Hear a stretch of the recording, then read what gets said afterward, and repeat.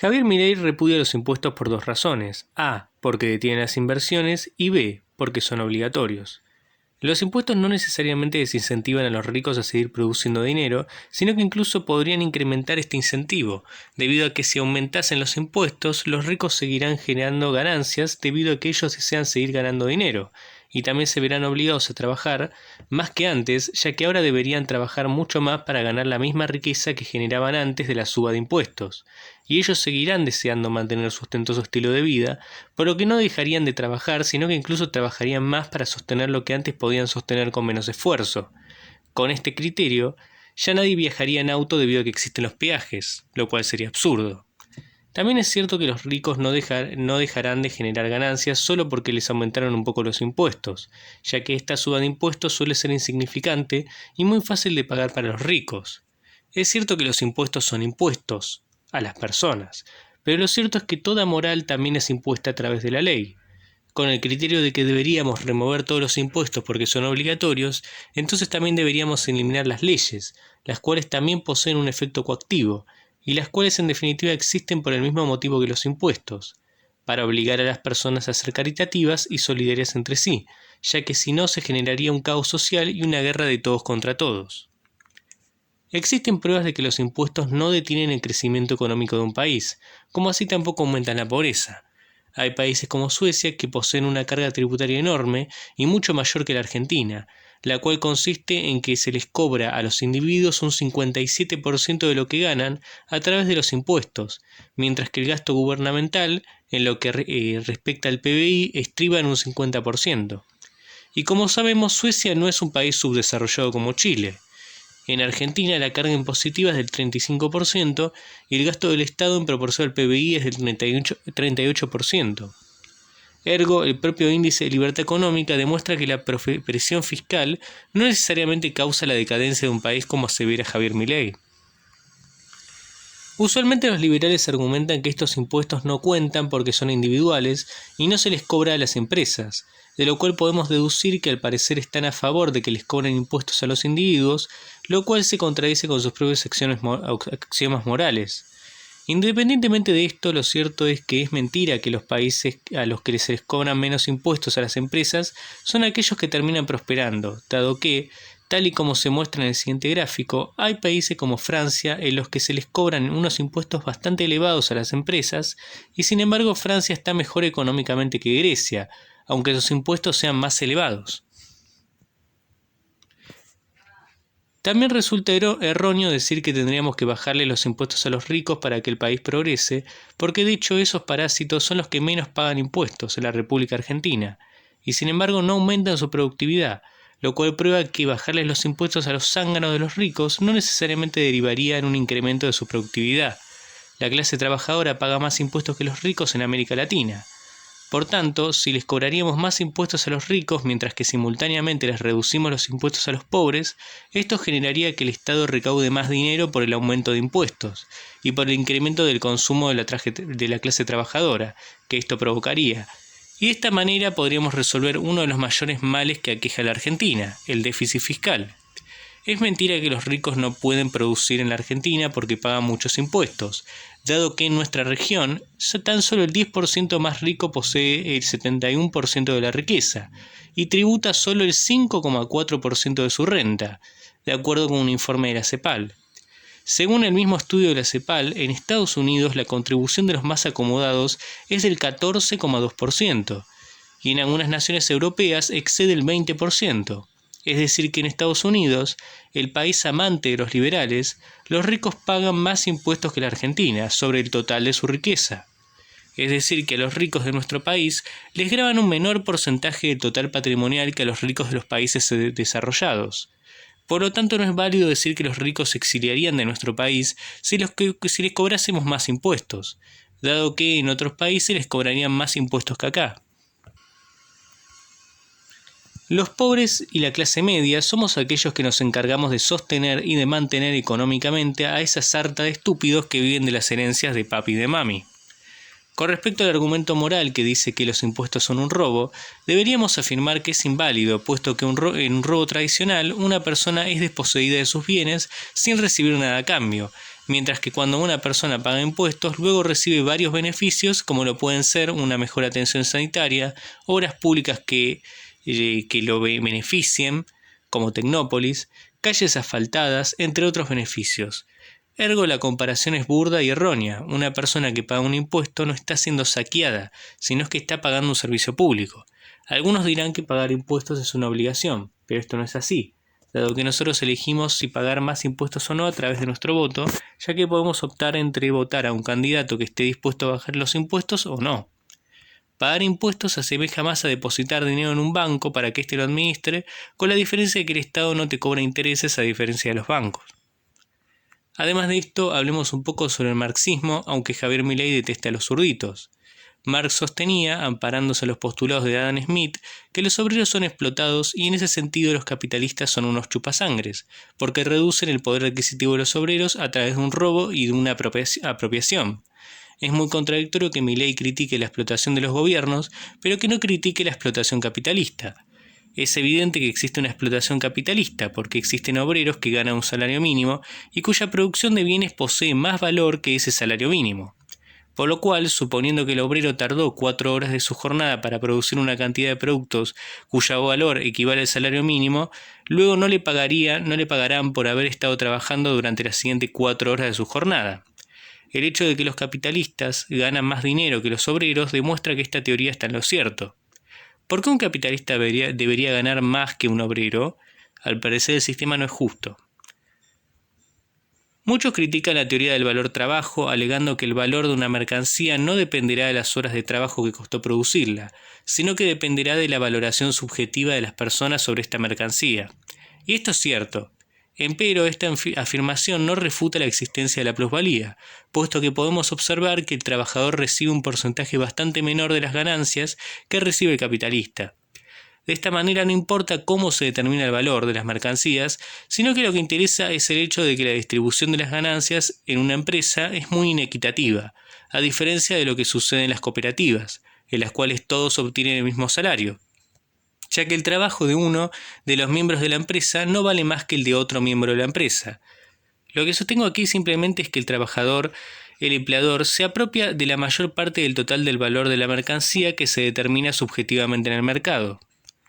Por otro lado, aunque el valor de una mercancía es subjetivo, también es cierto que el capitalista sabe cuánto cuesta la totalidad del producto y por ende puede calcular a cuánto costo equivaldría una jornada laboral.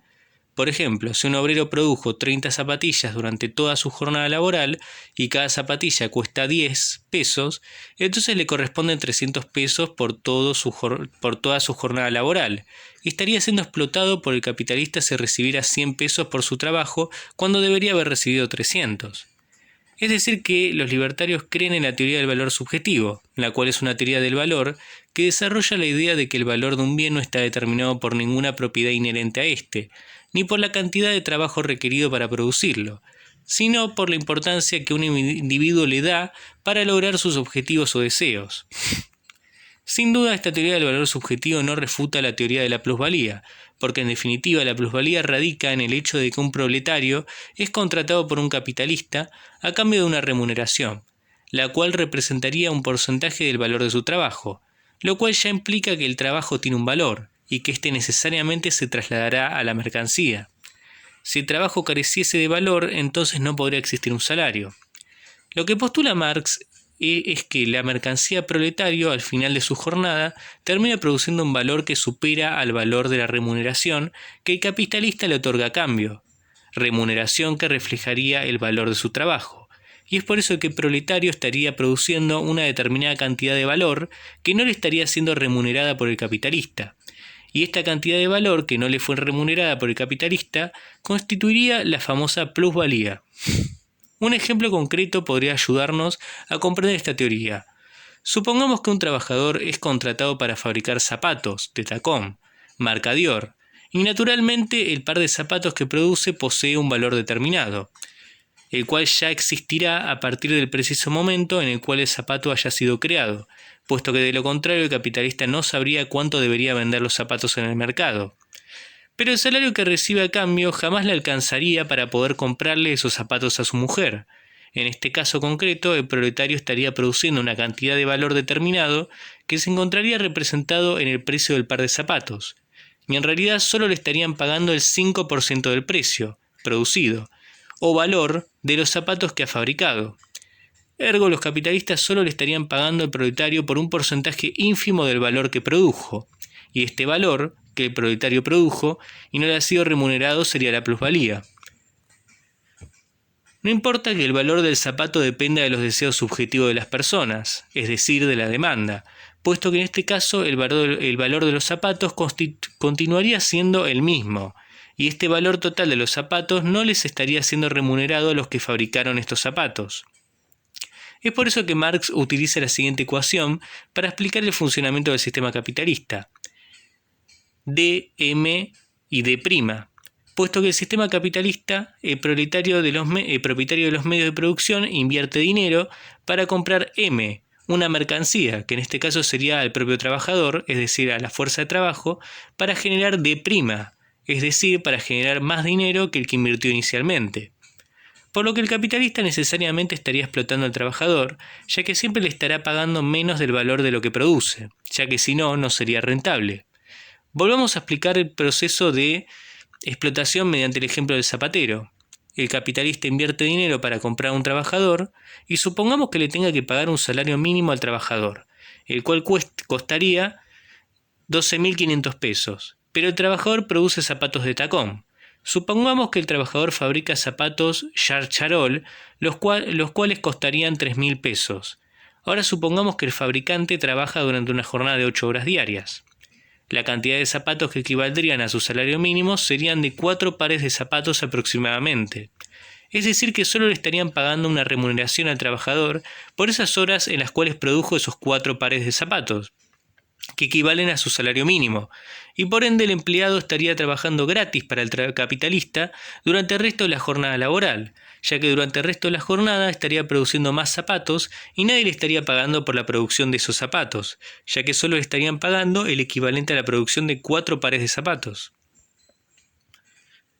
En conclusión, la teoría del valor subjetivo no refutaría la existencia de la plusvalía capitalista. De hecho, Marx también se refería al valor subjetivo de la mercancía cuando hablaba sobre el valor de uso, puesto que el valor de uso es netamente subjetivo, ya que cada persona puede otorgarle un uso y una utilidad distinta a cada mercancía.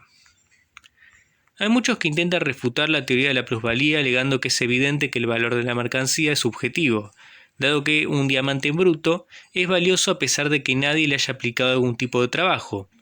Pero sin embargo también debemos reconocer que el hecho de que un diamante al cual se le ha aplicado trabajo humano necesariamente tendrá más valor que un diamante en bruto, y esto demuestra que el trabajo le añade valor a la mercancía, por lo que el trabajo sí posee valor. La teoría del valor subjetivo fue creada independientemente y casi simultáneamente por William Stanley Jevons y Leon Walras en la segunda mitad del siglo XIX, aunque luego un abogado carente de conocimientos económicos se atribuyó el descubrimiento de esta teoría. Me refiero al fundador de la escuela austríaca, Karl Menger. Empero esta teoría fue contrastada por muchos economistas y científicos. Estas son algunas de sus críticas. El marxista Paul Matic argumentó que la teoría del valor subjetivo lleva razonamientos circulares. Se supone que los precios miden la utilidad marginal de la mercancía. Aún así, los precios son requeridos por el consumidor para evaluar cómo maximizar de la mejor forma su satisfacción. Por ello, el valor subjetivo obviamente reside en un razonamiento circular. Aunque intente explicar los precios, estos son necesarios para explicar la utilidad marginal. Matic deniega las relaciones entre la mente humana y el mundo externo propuestas por Karl Menger y los subjetivistas modernos. El economista marxista Maurice Duplatain criticó la teoría del valor por los supuestos que necesita. Una de las limitaciones de la teoría es que se asocia a la imposible derivación de fenómenos intrínsecamente sociales, como lo son los precios y las variables distributivas, a partir del individuo. Es por eso que Dobb dice que la teoría padece de un sesgo individualista. Uno de los supuestos criticados es que el elemento subjetivo utilidad, expresado como utilidad marginal o como preferencias reveladas, tiene que ser independiente de los precios y la distribución del ingreso. De otra manera, nunca podría cumplir los requisitos para ser una constante que determine el precio o el valor. Este supuesto está en contra de cualquier evidencia y criterio realista. El error se encuentra en atribuirle a la subjetividad calidad de constante cuando ésta es influida por lo que debe determinar. También el filósofo y científico socialista argentino María Bunge se califica la teoría del valor subjetivo como pseudocientífica y a la economía como semiciencia. El valor subjetivo, en cualquiera de sus formas, ya sean utilidad, preferencia, satisfacción, etc., no pueden ser medidas de manera objetiva. El hecho de que no puedan ser medidas objetivamente impide cualquier estudio empírico. Además, criticó otros supuestos métodos y conceptos relacionados con esta teoría, como la racionalidad y conocimiento de los consumidores, la naturaleza competitiva y agresiva del ser humano, el principio de no sociabilidad, el individualismo metodológico, etc. Es decir, que aun suponiendo que la teoría del valor subjetivo fuese correcta, esto no alcanzaría para refutar la existencia de la plusvalía, puesto que el valor continúa existiendo a pesar de que estaría siendo determinado por la sociedad, por lo que ya existe un valor determinado de una mercancía en el momento de su producción, dado que este producto ya ha sido vendido a un precio determinado, y el vendedor, o capitalista, ya sabe a cuánto debe vender el producto en el mercado, puesto que sabe a qué precio lo han ofertado los otros vendedores. Ergo, el capitalista sabe cuál será el precio final del producto en cuestión y por ende sabe a cuántas horas de trabajo equivale una mercancía. Por ejemplo, en el caso de que un obrero produzca 5 mercancías en 4 horas y que el precio de estas mercancías sea de 120 pesos, entonces el obrero debería recibir 240 pesos en el caso de que trabaje 8 horas. Empero, si el capitalista solo le pagaría 120 pesos, solamente le estaría remunerando la mitad de su jornada de trabajo. El capitalista ya sabe cuál será el precio final al guiarse por los precios de venta de los mismos productos que él produce, pero que son vendidos por otro comerciante. Por otro lado, es obvio que el capitalista es aquel que termina quedándose con la mayor porción de las ganancias, y esto es innegable, ya que no todas las empresas son cooperativas en las cuales todos los integrantes ganan lo mismo. Y por último, debo agregar que es evidente que existe cierto valor objetivo que se encuentra presente en el trabajo y que luego es añadido al precio del producto, ya que el capitalista siempre debe vender el producto a un precio que por lo menos sea equivalente al de los costos de producción, ya que de lo contrario no obtendría ninguna ganancia, sino que tendría déficit, puesto que gastaría más dinero en remunerar a sus obreros y en financiar el mantenimiento de las máquinas que el dinero que podría obtener cuando la oferta de su producto en el mercado, por lo que necesariamente el precio del producto contendrá al equivalente de lo que costó financiar la fuerza de trabajo del obrero, la cual evidentemente será más costosa mientras más horas de trabajo realice el obrero, puesto que las horas extras siempre son remuneradas, y porque el obrero produce mercancías mientras trabaja, y estas mercancías poseen un valor. Es decir, que si el obrero realiza horas extras, obviamente producirá más productos, y estos productos tienen un precio, por lo que en realidad sí estaría produciendo valor. ¿Pero a qué me refiero con todas estas idas y vueltas sobre la teoría de la explotación marxista? No es que yo sea marxista, sino que simplemente quiero demostrar que los capitalistas también se apropian de un porcentaje del dinero y de la fortuna que generan los obreros en su propio beneficio. Al igual que un liberal podría argumentar que los políticos explotan a las personas a través de los impuestos. Es decir que, en definitiva, si los capitalistas también explotan a los obreros y les retienen una parte bastante importante del valor que generan, entonces no deberían estar en contra de que les cobren un impuesto, ya que esto sería justo, ya que esto permitiría compensar esta explotación que es sufrida por los obreros a manos de los capitalistas. Por otro lado, y regresando a la cuestión central de sobre si los impuestos son un robo, realmente no podemos saber si la mayoría de la sociedad está a favor de pagar impuestos o no, por tanto sería incomprobable la afirmación infundada que dice que la gente no quiere pagar impuestos. En definitiva, deberíamos preguntarles a los ciudadanos si estarían dispuestos a que no les cobren impuestos con la condición de que no sigan recibiendo los servicios públicos que reciben, como el alumbrado público y otro tipo de servicios que son esenciales para la vida cotidiana. Seguramente la mayoría de los ciudadanos responderían que no, debido a que al ser privados de esos servicios públicos tendrían que pagar otro tipo de precio, probablemente mayor, para que una empresa privada se haga cargo de brindarlos. Porque en definitiva nada es gratis en esta vida, independientemente de que se cobren impuestos o no. En el caso de que no se cobren impuestos, una empresa privada tendría el monopolio sobre el alumbrado público, por ejemplo, y les cobraría un impuesto o un precio, mejor dicho, precio, a las personas por pagar ese alumbrado público. Es decir, que nos encontraríamos en la misma situación, o incluso peor, debido a que una empresa privada podría aumentar los precios con absoluta discrecionalidad. Los liberales podrían argumentar que si las empresas privadas se harían cargo del alumbrado público, en ese caso se generaría una competencia entre empresas que disminuiría los costos o los precios. Pero lo cierto es que es muy difícil encontrar a muchas empresas que estén dispuestas a llevar a cabo un alumbrado público de esa magnitud, además de que las empresas podrían competir al principio, una empresa podría ganar la competencia y luego podría subir los precios de manera salvaje. Y en ese caso las personas deberían verse obligadas a contratar a otra empresa, la cual podría hacer exactamente lo mismo que hizo la empresa anterior.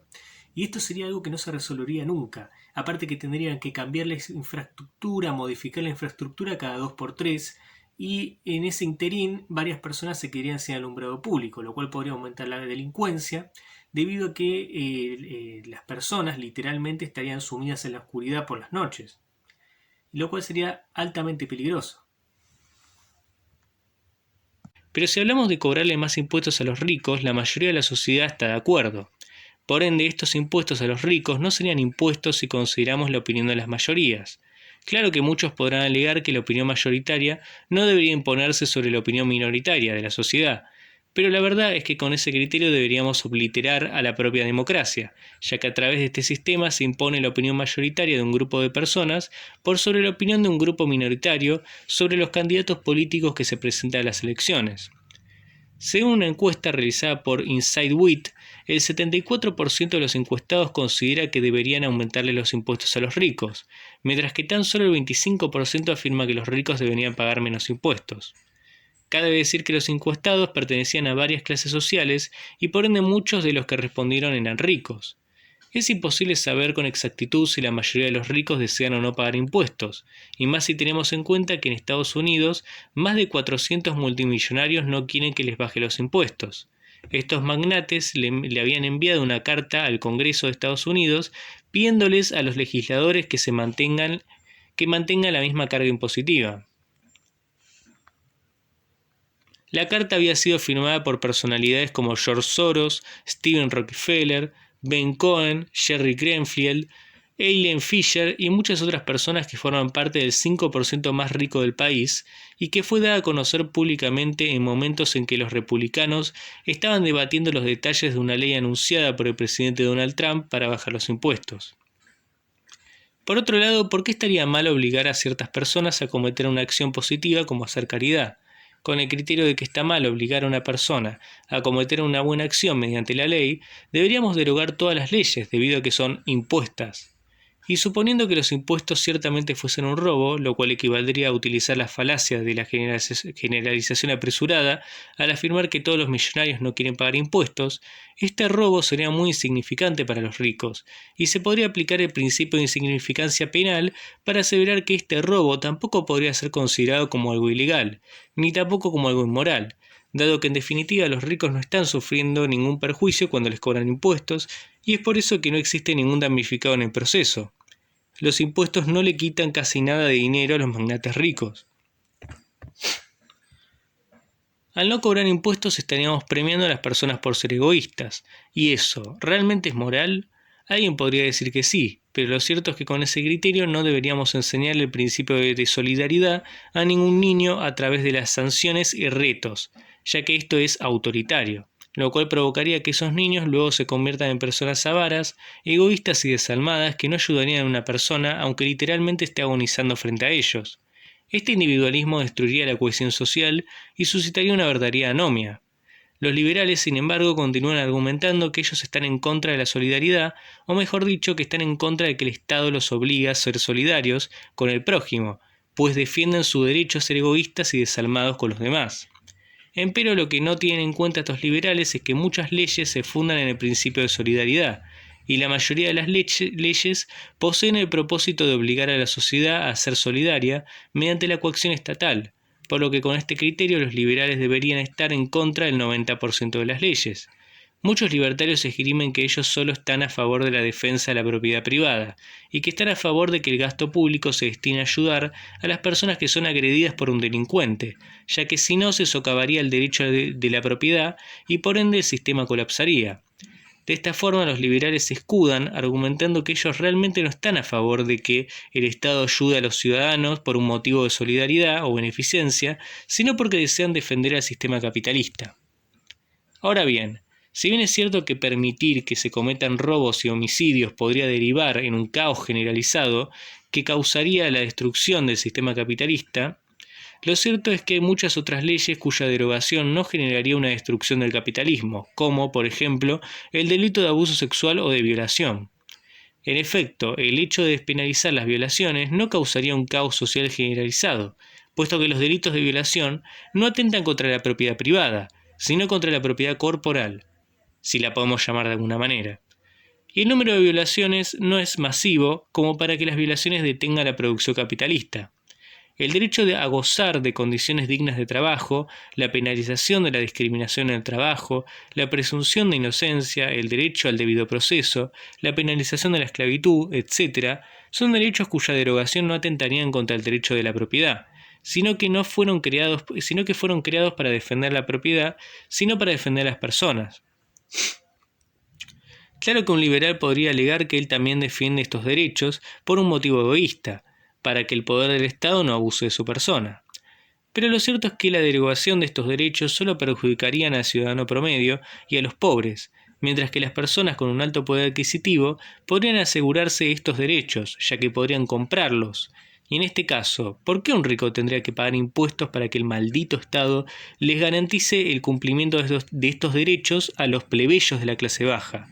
¿Acaso el Estado no les estaría cobrando impuestos en contra de su voluntad mediante la violación de su propiedad privada con el objetivo de que los ricos sean caritativos con los que no disponen de su mismo grado de riqueza y poder, tal y como sucede cuando el Estado les cobra impuestos a los ricos para que estos ayuden a los pobres y sean solidarios con estos, con la única diferencia de que en este último caso los ricos estarían siendo obligados a ser solidarios con los pobres en un sentido económico? En efecto, cuando los ricos son obligados a pagar impuestos para garantizarles algún tipo de seguridad pública a los pobres, en este caso el Estado también los estaría obligando a ser solidarios, puesto que ellos no necesitarían que exista la policía pública, ya que podrían contratar a los policías privados para que estos les brinden una protección de calidad. Incluso con la lógica de que solo hay que ayudar a aquellos que resulten ser útiles para el sistema capitalista, podríamos permitir el exterminio de las personas que son deficientes mentales, ya que éstas no son útiles para el sistema. ¿Y por qué un rico debería ser obligado a hacer caridad a punta de pistola, siendo que el hecho de que los deficientes mentales sean masacrados o asesinados no causaría un caos social generalizado que acabaría con el sistema capitalista, debido a que en definitiva los deficientes mentales tan solo representan un porcentaje minoritario de la población? Realmente los postulados liberales son contradictorios y bajo su lógica deberíamos llegar a estas conclusiones terribles, pues ellos no respetan el principio de solidaridad cumplido y ejercido a través del Estado. Por último, debo mencionar que las leyes de pobres, por llamarlas de alguna manera, mediante las cuales el Estado hace caridad a punta de pistola, han sido aprobadas por los representantes del pueblo en el Congreso de la Nación. Ergo, no existe ninguna imposición, en definitiva, porque los que han votado estas leyes han sido seleccionados por el pueblo, cuyos integrantes piensan de la misma manera que los senadores y los diputados. Cabe mencionar que el Estado aumenta los impuestos para cumplir con las leyes de pobres, pero estas no han sido aprobadas por el pueblo argentino a través de sus representantes. Ergo, el pueblo ha decidido que les aumenten los impuestos, por lo tanto Milei se equivoca al sostener que los impuestos son una imposición autoritaria. Por último, cabe decir que esta artimaña verbal no es original, dado que ya se le había ocurrido a Milton Friedman, por lo que Milei ni siquiera es original en eso, solo repite como un loro lo que dijeron en el pasado los autoproclamados libertarios.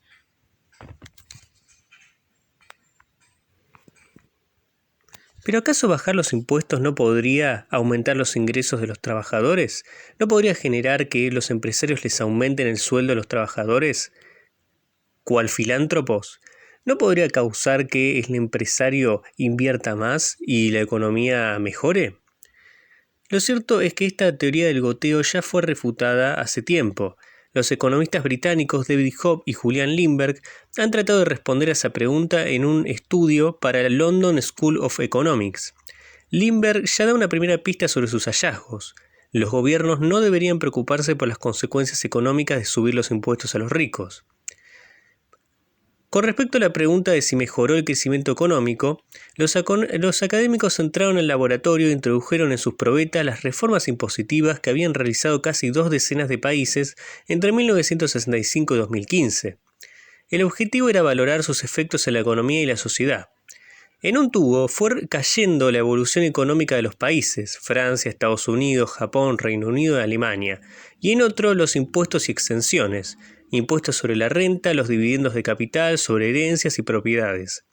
Ahí aparecieron un compendio de cifras como la tasa máxima del impuesto sobre los ingresos de los más ricos de Estados Unidos, del 91% al 37%, o la de Reino Unido, que desde cotas similares pasó a menos de un 50%, u otros países europeos y asiáticos con caídas de alrededor de 10 y 15 puntos, que serían incluso mayores de retroceder más en el tiempo hasta sus máximos históricos. Y lo mismo sucedió con otros impuestos que suelen afectar sobre todo a los más afortunados, como los impuestos sobre las rentas del capital o sobre lo heredado. Con todos estos datos listos, los investigadores agitaron la fórmula para comparar su trayectoria con países homologables que no habían acometido tales reformas impositivas, y ver así cómo habían comportado sus economías. Y los efectos que detectaron fueron cercanos a cero. Es decir, las economías de los países que bajaban impuestos no habían generado un mayor crecimiento económico añadido ni habían creado más empleo. Nuestra investigación muestra que la argumentación económica para mantener bajos los impuestos a los ricos es bastante débil, reflexiona Hobbes. Una conclusión con la que concuerda Ignacio González, investigador y profesor de economía de la American University. De acuerdo con este investigador, la evidencia de que menores impuestos al capital estimulan la inversión es muy escasa. Lo que observamos más bien es que el periodo de reducción de impuestos ha sido también un periodo de estancamiento de la inversión. Esto puede ocurrir por diferentes razones. En primer lugar, si un inversor tiene un objetivo de beneficios que ha visto satisfecho precisamente gracias al hecho de que estos están poco gravados, ¿qué incentivo tiene para invertir más dinero? Es decir, puede que los economistas no hayan entendido el comportamiento de los inversores y que éste no se ajuste a lo que predice la teoría clásica. En segundo lugar, los economistas también han subestimado la cantidad de ingresos del capital que no son fruto de inversión productiva y arriesgada, sino que reflejan una simple extracción de rentas procedentes del resto de la economía y que, como tal, deben ser gravadas a unos tipos mucho más elevados. Por ejemplo, los beneficios que una empresa obtiene al ejercer su poder de monopolio o las elevadas rentas de alquiler que obtiene el propietario de capital inmobiliario en el centro de una gran ciudad. Hay mucha evidencia de que este tipo de rentas han aumentado en las últimas décadas.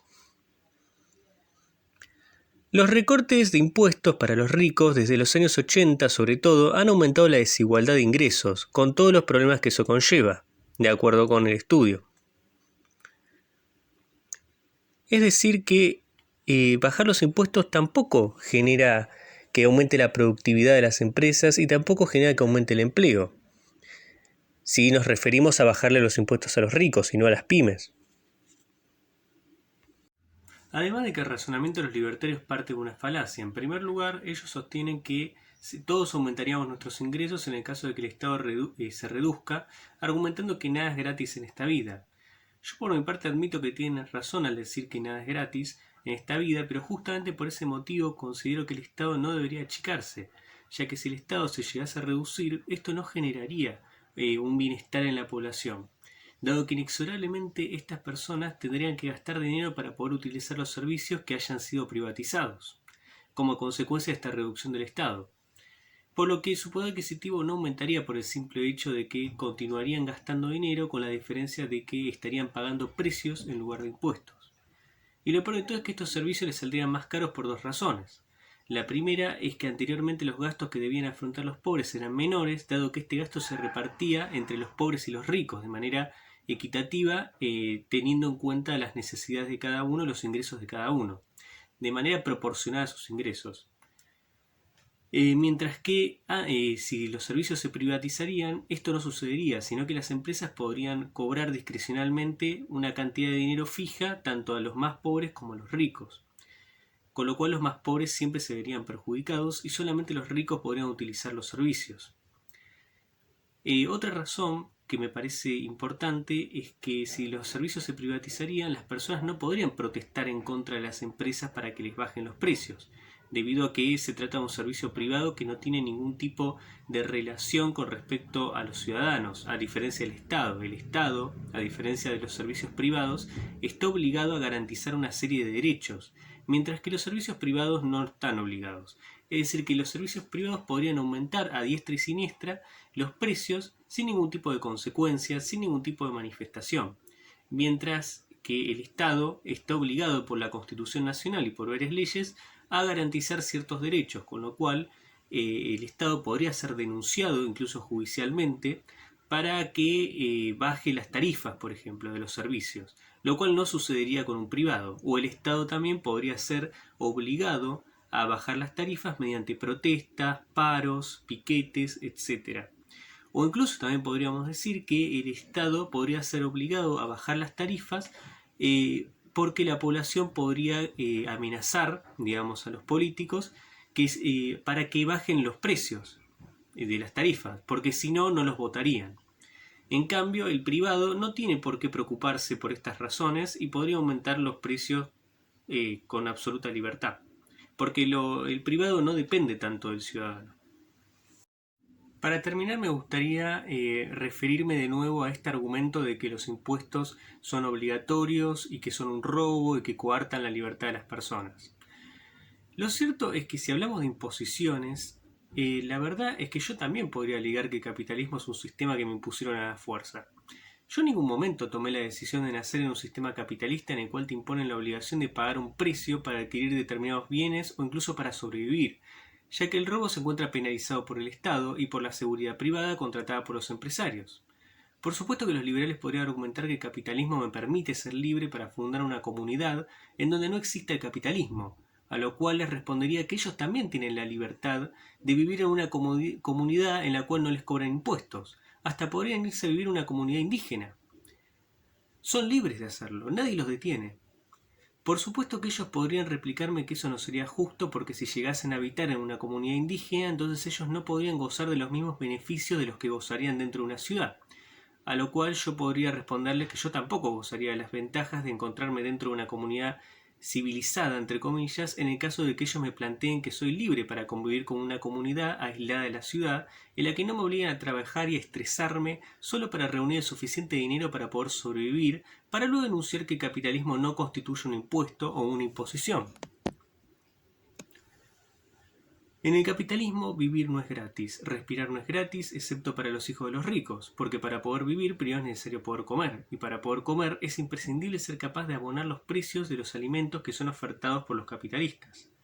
También podrían espetarme en la cara que en un sistema capitalista yo sería absolutamente libre para irme a vivir a Cuba, pero con ese criterio lo cierto es que entonces deberíamos concluir en que los impuestos no suponen ningún tipo de coacción, ya que ellos también podrían irse a vivir a un sitio en donde no les cobren impuestos, como por ejemplo Somalia, el cual sería el único país en donde el Estado no existe.